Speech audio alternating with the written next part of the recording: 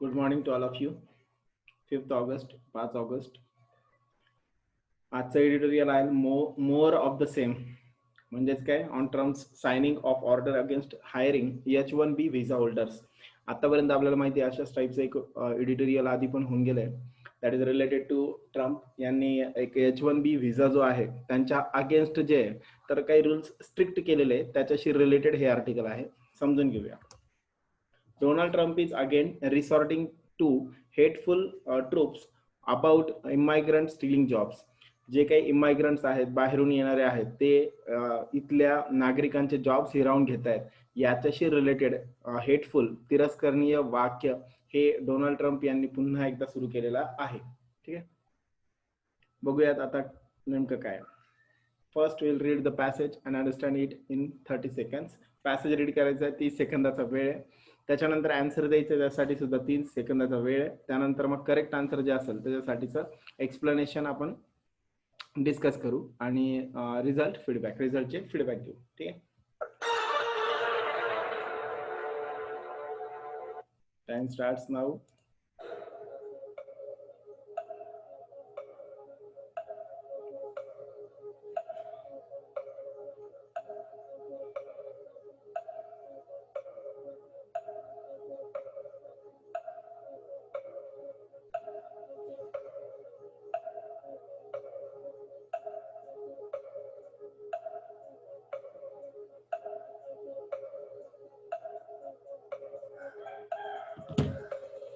Time end. बघा काय नेमकं पॅसेजचं म्हणणं आहे. The list of US president Donald Trump's attack on the inflow of skilled foreign workers into the country continues to expand rapidly. The list of US president जे आहेत Donald Trump यांची attack करण्यासाठीची जी list आहे ती अजून वाढतच चाललेली आहे. कुणाच्या अगेन्स्ट अटॅक चालू आहे? Inflow of skilled foreign workers. Foreign मधनं येणारे जे काही स्किल्ड वर्कर आहे त्यांची जी इन्फ्लो येतोय, त्यांचा जो फ्लो येतोय, त्याच्या अगेन्स्ट जे काही स्टेटमेंट आहे किंवा त्याच्या अगेन्स्ट जे काही अटॅक आहे त्याच्याबद्दलची जी लिस्ट आहे ती वाढतच चाललेली आहे. एक्सपांड रॅपिडली, जी अजून जास्त वाढत आहे. विथ द लेटेस्ट साल्वो या शब्दाचा मिनिंग नेमकं काय होतो? सिरीज ऑफ अटॅक्स, म्हणजे सिरीज ऑफ अटॅक्स म्हणू शकतो आपण. बॉम्बार्डिंग करणं किंवा अटॅक करणं खूप जास्त पद्धतीने, तीव्रतेने. With the latest salvo from the White House seeking to potentially prevent such workers from participating in any federal government contracts indefinitely. बघा, यामध्येच भर म्हणून तो अटॅकची जी सिरीज आहे त्यातलंच एक पार्ट म्हणून आपण जर बघितलं तर व्हाईट हाऊस हे सीक करतं किंवा ते एक्सपेक्ट करतं काय? Potentially prevent such workers from participating in any federal government. असे जे फॉरेन मधून येणारे स्किल्ड लेबर्स आहेत किंवा वर्कर्स आहेत ते फेडरल गव्हर्नमेंट मधले जे काही कॉन्ट्रॅक्ट असतील त्या कॉन्ट्रॅक्ट मध्ये ते काम करू शकणार नाही इनडेफिनेटली. अनिश्चित काळापर्यंत त्याला स्थगिती देण्यात आलेली आहे. The executive order signed by mister Trump specifically targets the H1B visa as one that purportedly results in the loss of jobs to US persons owing to cheap foreign labor. The executive order sign, जी order sign करण्यात आलेली आहे mister Trump यांच्याकडनं, त्याचं specific विशेषतः target असं आहे की जे H1B व्हिसा असणारे लोक आहे as one that purportedly results. What is the meaning of purportedly? Purportedly याचा मिनिंग असतो ॲलिगेडली, म्हणजेच काय, एखाद्यावर आरोप जोपर्यंत सिद्ध होत नाहीये तोपर्यंतचा. त्यांचा असा आरोप आहे की in the loss of jobs US persons owing to cheap foreign labours. US मध्ये असणाऱ्या ज्या काही लोकांचे जॉब जे जात आहेत ते कशामुळे जात आहेत की फॉरेन मधने येणारे जे स्वस्तात लोक काम करायला तयार होतात, त्यामुळे US मध्ये असणाऱ्या लोकांचा जो जॉब आहे ते जॉब मात्र काय होत आहेत, लूज होत आहेत. याबद्दल त्यांनी काय केलेलं आहे, मिस्टर ट्रम्प यांनी H1B व्हिसा जे आहे ते असणाऱ्या लोकांना टार्गेट केलेलं आहे. Indian nationals tend to be granted 60 to 70% or more of visas in this category annually. भारताचा जर आपण विचार केला तर जवळपास 60 ते 70% लोक जे आहेत त्यांना ह्या व्हिसा या कॅटेगरी मधला दर वर्षाला जवळपास 60 ते 70% व्हिसा जे आहेत ते या पद्धतीचे असतात. which implies that the potential impact of this order on IT and IT enabled service firms based in India could be considerable and produce a ripple effect in the bilateral economic space. मग याचाच अर्थ असा की काय होतंय नेमकं या माध्यमातून impact of this order on IT and IT enable service firms based in India could be considerable. मग ह्याचाच इम्पॅक्ट असा होईल की IT आणि ITशी रिलेटेड ज्या काही सर्व्हिसेस आहेत, ज्या कंपन्या भारताचा बेस घेऊन चालतायत, त्यांना सुद्धा याचा काय होईल, रिपल इफेक्ट जो आहे तो ऍडव्हर्स इफेक्ट जो आहे तो दोन्ही कंट्रीज वरती किंवा दोन्ही कंट्रीच्या इकॉनॉमी वरती आपल्याला होऊ शकतो. क्लिअर सगळ्यांना एवढं? चलो नेक्स्ट. आता आपल्याला आन्सर करायचं आहे या पॅराग्राफ वरती आधारित क्वेश्चन्स आहेत बघा. 30 सेकंदात आन्सर करायचं आहे.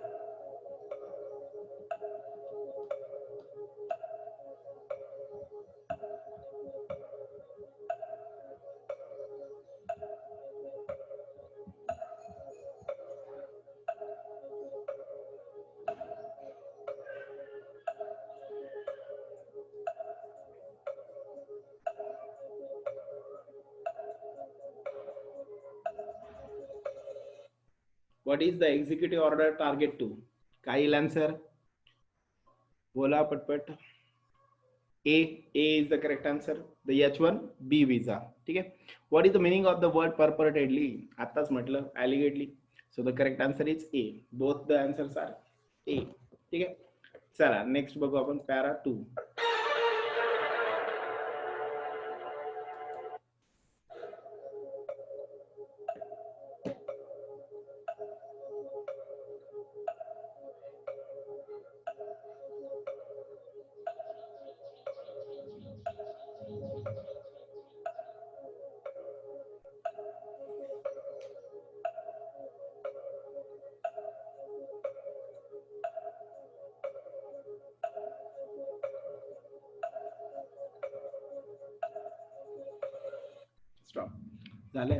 Notwithstanding the sense of shock that this order is likely to cause among those in corporate India.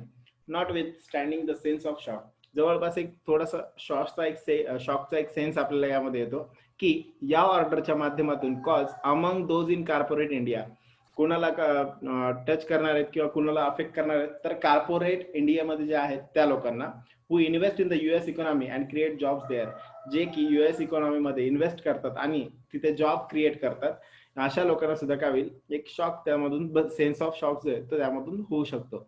It should hardly come as a surprise given the steady tightening of the screws on the US immigration paradigm during the final months of the Trump administration. मग जर आपण बघितलं तर यामध्ये खूप काही surprise, खूप काही आश्चर्यचकित होण्याचं कारण नाहीये. का बरं असं म्हटलेलं आहे? का बरं असं म्हटलं त्यांनी की कारण नाहीये? कारण जेव्हापासून ट्रम्प गव्हर्नमेंट आलेलं आहे तेव्हापासून काय झालेलं आहे, इमायग्रेशन वरती जे आहे तर त्यांनी काय केलेलं आहे, हल्ला केलेला आहे. टायटनिंग द पॉलिसी, ज्या पण पॉलिसीज आहेत इमायग्रंटशी रिलेटेड त्याला काय केलं जात आहे, टायटन केलं जात आहे, स्ट्रिक्ट बनवलं जात आहे, हार्श बनवलं जात आहे. मग आता शेवटच्या टप्प्यामध्ये जर त्यांनी असं काही डिसिजन घेतलं तर त्यात विशेष सरप्राईज होण्याची गरज नाही. Even in April 2020, the White House announced that it would be suspending the issuance of green cards. Even in April 2020, April 2020 मध्ये असं अनाउन्स करण्यात आलं होतं की it would be suspending the issuance of green cards. Green card जे आहेत, green card कुणासाठी दिले जातात, असे लोक की जे तिथे रेसिडेंट राहण्याची ज्यांची इच्छा आहे, म्हणजे जे सिटीजन तिथे बनू शकतात, अशा लोकांना जे कार्ड दिलं जातं ते कार्ड जे तिथे वर्क करण्यासोबत राहणं या संदर्भात जे मिळतं ते कार्ड जे ते सस्पेंड करण्यात येईल असं सांगितलं होतं. Effectively halting legal migration into the US in June 2020 असं म्हणण्यात आलं होतं की हॉल्टिंग लिगल मायग्रेशन, लिगली जर कोणी मायग्रेट होतोय तर जून 2020 पासून काय करण्यात येईल, ते ग्रीन कार्ड जे ते सस्पेंड करण्यात येतील, थांबवण्यात येतील. The immigration crackdown was extended via an order to stop processing new visas across several skilled workers categories including H1B visas. मग हे इमायग्रेशन जे आहे हे थांबवण्यासाठी त्यांनी एक पर्याय म्हणून काय केलं होतं की सगळेच्या सगळे सध्या जे असतील ते इफेक्टिव्ह जे आहेत ते चालू राहतील, फक्त नवीन जे देणं आहे इश्यू करणं ते काय करण्यात आलं होतं, त्याला जे तर स्टॉप करण्यात आलं होतं.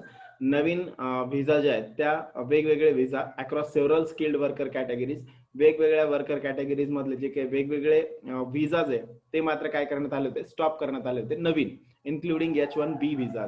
मग यासोबतच कोणकोणते H1B विजा, जो की टेक्निकली स्ट्रॉंग असणाऱ्या लोकांशी रिलेटेड जो दिला जातो, त्या जॉबशी रिलेटेड जो असतो, तो सुद्धा काय करण्यात आलेला आहे, तो पण स्टॉप करण्यात आलेला, त्याची प्रोसेस सुद्धा स्टॉप करण्यात आलेली आहे. ठीक आहे, ओके, सगळ्यांना क्लिअर. चला पुढे क्वेश्चन्स.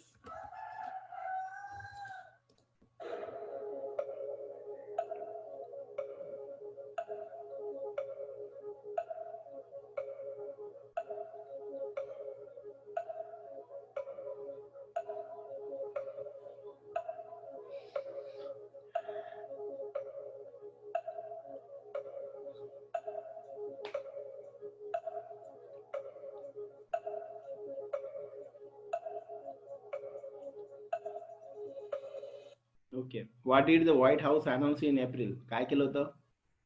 करेक्ट आहे, C is the correct answer. It would be suspending the issuance. काय केलं जाणार आहे? ग्रीन कार्ड जे इश्यू केले जातात त्याला काय केलं जाईल? सस्पेंड केलं जाईल असं म्हटलेलं आहे. ठीक आहे, म्हणून मग correct answer is C. What is the worrisome aspects? काय नेमके वरिसम, चिंताजनक काय for India of this policy? भारताला याचा काय नेमकं धोका आहे? बोलो. डेमोक्रेसीला तर धोका नाहीये. राईट, कोणता? E. It will affect the corporate India that invest in US for job creation. कोणाला अफेक्ट करेल? कॉर्पोरेट इंडियाला हे अफेक्ट करेल. जे लोक US मध्ये जाऊन बिझनेस किंवा जॉब क्रिएशन करतायत, तर त्या लोकांना हे धोकादायक राहू शकतं, त्यांच्यासाठी हे चिंताजनक असू शकतं. ठीक आहे, क्लिअर सगळ्यांना? घ्यायचा पुढचा para.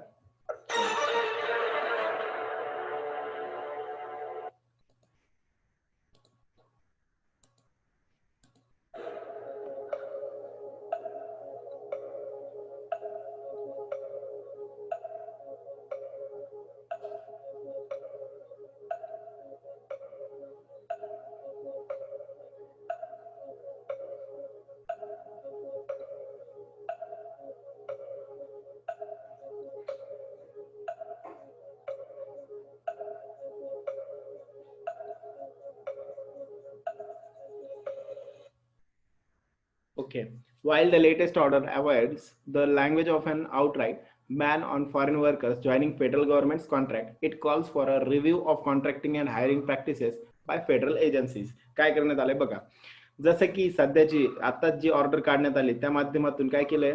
Of and outright ban. Outright म्हणजे completely ban on foreign workers. Foreign वर्करला या माध्यमातून काय केलं जाणार आहे? कम्प्लिटली बॅन केलं जाणार आहे. कशापासून? Joining federal government contract. Federal गव्हर्नमेंटचे किंवा युनियन गव्हर्नमेंटचे जे काही कॉन्ट्रॅक्ट्स आहे त्यामधून कम्प्लिटली काय केलं जाईल? बॅन केलं जाईल. It calls for a review. हे असं दाखवतं की of contracting and hiring practices by federal agencies. या माध्यमातून रिव्हिजन करण्यात यावं कोणाकोणाचं? कॉन्ट्रॅक्टिंग आणि हायरिंग प्रॅक्टिसेस. जे कॉन्ट्रॅक्ट केले जातात आणि लोकांना हायर केलं जातं त्याबद्दल काही चेंजेस जे आहेत ते रिव्हिजन जे आहेत त्या याच्यामध्ये होतील. विथ अ फोकस, कशाची रिलेटेड, कशावरती फोकस त्याच्यामध्ये असणार आहे? On foreign temporary workers and US government related services that were offshore to foreign countries. ज्या की आतापर्यंत ऑफशोअर केल्या जात होत्या किंवा पाठवल्या जात होत्या कुणाकडनं, कुणावरती डिपेंड होत्या? फॉरेन कंट्रीजवरती. त्या आणि US गव्हर्नमेंट आणि जे काही टेम्पररी वर्कर आहे यांच्याशी रिलेटेड विचार करून मग ह्या ज्या काही फेडरल एजन्सीज काम करतात, फेडरल गव्हर्नमेंटमध्ये जे काम करणारे कॉन्ट्रॅक्ट्स असतील किंवा जे काही हायरिंग प्रॅक्टिस असतील याच्यामध्ये रिव्हिजन जी आहे ती त्या पद्धतीने केली जाईल. To an extent, it is understandable that the weight of performance expectation that rest upon depend किंवा लादलं गेलेलं किंवा आहे Mr. Trump's shoulder is of immense magnitude to an extent. जसं की आपण बऱ्याच अंतरावर विचार केला तर इट इज अंडरस्टँडेबल, ते आपण समजू शकतो की that the weight of performance expectation, अपेक्षांचं ओझं जे आहे ते खूप जास्तीचं आहे on mister Trump's shoulder of immense magnitude. मग आपण बघू शकतो की मिस्टर ट्रम्प यांच्यावरती त्या ज्या तिथले जे वोटर्स आहेत त्या सगळ्यांचा विचार जर केला तर खूप जास्त अपेक्षा मिस्टर ट्रम्प यांच्याकडून त्यांना होत्या. The economy, which was in fine fatal until the COVID-19 pandemic struck, appears to be grinding to a halt with an expected surge in unemployment numbers to nearly 18 million jobless people. मग आपण जर बघितलं समजा the economy which was in fine fettle. Fine fettle means what? Fine tune, जी एकदम व्यवस्थित सुरळीत म्हणू शकतो आपण. अशी इकॉनॉमी जी पॅन्डेमिक कोविड-19 पॅन्डेमिक जोपर्यंत येत नाही तोपर्यंत एकदम सुरळीत होती. आता अपियर्स म्हटलेलं आहे. अपियर्स हा शब्द इकॉनॉमीशी रिलेटेड आहे, म्हणून मग त्याला येस येस लागलेलं आहे. ठीक आहे. So appears to be grinding to a halt. Grinding दळणे, बारीक होणे. सो कुठल्या जाणे. सो आता जी चांगली होती कोविड-19च्या अगोदर अशी जी इकॉनॉमी आहे ती आता काय होत चालली आहे, जरा डाऊन होत चाललेली आहे विथ अन एक्सपेक्टेड सर्च. आणि याच्यामध्ये काय झालंय, अपेक्षित असं तेवढं अनएम्प्लॉयमेंटचे नंबर्स जे आहेत ते काय झालेले, सर्च झालेले, इन्क्रीज झालेले to nearly 18 million jobless people. किती मिलियन? 18 मिलियन जॉबलेस पीपल जे आहेत ते झालेले. ठीक आहे, क्लियर सगळ्यांना?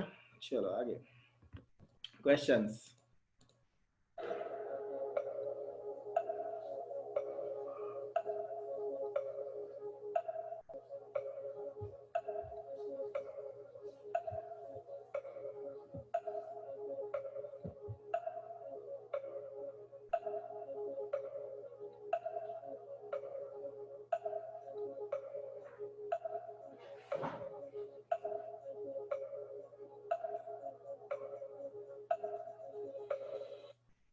Okay, why is it said the economy to be grinding to a halt? का असं म्हटलं जात आहे?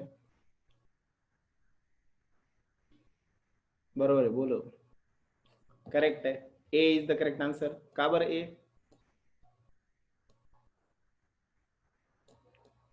कारण काय?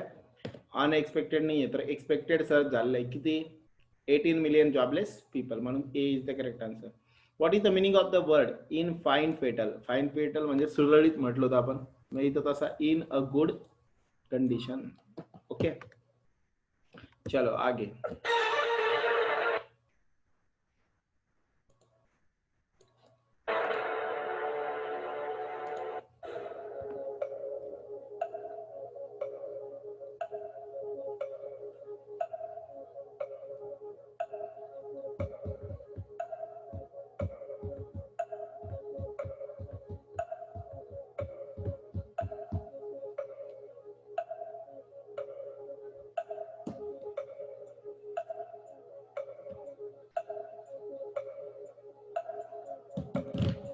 ओके, चलो बघू. To describe the US government's response to the pandemic crisis as tepid. जसं की US गव्हर्नमेंटचा रिस्पॉन्स पॅन्डेमिकला त्यांनी कसं रिस्पॉन्ड केलं ते जर आपण बघितलं तर पॅन्डेमिक क्रायसिसला त्यांनी जो रिस्पॉन्ड केलेला आहे तो कसा आहे, ॲज टेपिड. टेपिड मीन्स खूप जास्त विचित्र म्हणू शकतो, strange. Bumbling, bumbling means confusing. And wrong headed would be generous. Wrong headed म्हणजेच काय, डिरेक्शन जी आहे ती चुकीचं आहे अशा याने. सो डिरेक्शन चुकीचं असणं त्याच्याशी रिलेटेड फ्रेज म्हणून वापरलं जातं रॉंग हेडेड. ठीक आहे. सो वुड बी जनरस, मग त्याला म्हणणं योग्य राहील. US गव्हर्नमेंटचा जो काही रिस्पॉन्स होता पॅन्डेमिक क्रायसिसला तो टेबिड होता, म्हणजेच काय, दयनीय किंवा विचित्र होता. बंबलिंग, कन्फ्यूज करणारा होता. आणि wrong headed would be generous. आणि रॉंग हेड म्हणजेच काय, चुकीच्या दिशेने जाणारा होता असं म्हणणं चुकीचं ठरणार नाही. There is a high possibility that voters may punish mister Trump on November 3, 2020. यामध्ये कोणतंही यामध्ये असं पण होऊ शकतं, हाय पॉसिबिलिटी, खूप जास्त शक्यता आहे की मिस्टर ट्रम्प यांना November 3ला जे काही इलेक्शन होणार आहे त्यामध्ये वोटर्स जे असतील ते काय करतील, पनिश करतील. However, instead of striking a positive note about finding the US greatest source of economic resilience in the diversity of its people, Mr. Trump has steadily retreated deeper into the morass of hateful tropes about immigrants stealing job.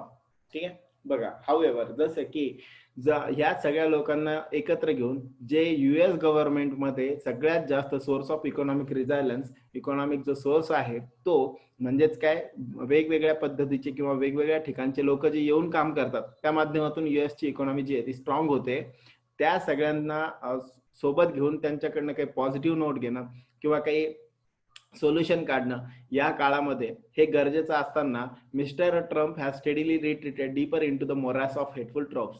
अजूनही ते जुन्या पद्धतीचं, morass means दलदल, चिखल, of hateful tropes. Hateful means तिरस्करणीय वाक्य किंवा तिरस्करणीय आर्ग्युमेंट्स अबाउट इमायग्रंट.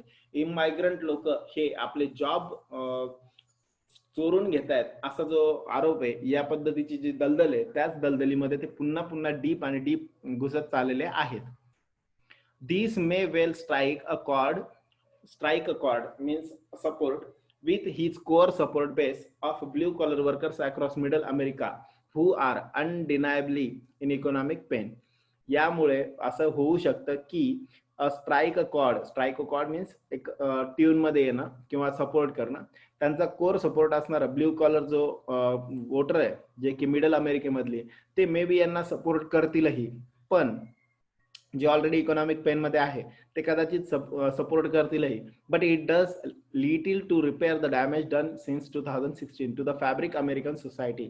मग फॅब्रिक म्हणजेच काय, सोसायटीला बांधून ठेवणारे जे धागे आहेत, ज्यामुळं ती आतापर्यंत जोडलेली होती, त्या सगळ्या धाग्यांना काय केलं जाईल याच्या माध्यमातून जरा डॅमेज झालेला आहे, तो रिपेअर होणं शक्य नाही. 2016 पासून जो काही डॅमेज होतोय तो जरा रिपेअर होण्यासारखा नाहीये. म्हणजेच काय, मिडल अमेरिका सपोर्ट करेलही, पण जे फॅब्रिक ऑफ अमेरिकन सोसायटी किंवा अमेरिकन सोसायटीला एकत्र बांधून ठेवणारे जे होते ते मात्र काय होतील, यातून डॅमेज होतील. रिपेअर त्याला करणं जे आहे ते खूप अवघड होईल. बिटर पोलरायझेशन. आता पोलरायझेशन काय असतात, दोन पोल म्हणतो ना आपण, साऊथ पोल नॉर्थ पोल, तसं दोन ध्रुव. मग बिटर मीन्स कडवट, is a perennial trait of the political landscape of the US. मग अमेरिकेचं आपण आतापर्यंतची हिस्ट्री पाहिली तर त्यांच्याकडे कसं आहे, एकमेकांबद्दल एकदम डेंजरस म्हणजे बिटर, एकदम कडवटपणा असतो, आणि असे दोन विचित्र गट जे आहेत ते त्याच्यामध्ये असतात. पेरेनियल मीन्स कन्सिस्टंट, कंटिन्यू चालणारा, एकमेकांचे शत्रू सारखे असतात, असं पहिल्यापासून राजकारण तिथे चालतं. But it has rarely ever been as exacerbated means चूक होणं किंवा रॉंग होणं किंवा जास्त स्प्रेड होणं चुकीच्या पद्धतीने, as in the last 4 years. पण ह्या मागच्या 4 वर्षामध्ये जेवढ्या घाणेरडे पद्धतीने किंवा जेवढ्या वाईट पद्धतीने ते स्प्रेड झालेले आहे, तेवढं आतापर्यंत कधीही झालेलं नव्हतं. ओके, चलो याच्यावर बेस आपण आता बघू क्वेश्चन्स. लास्ट क्वेश्चन आहे.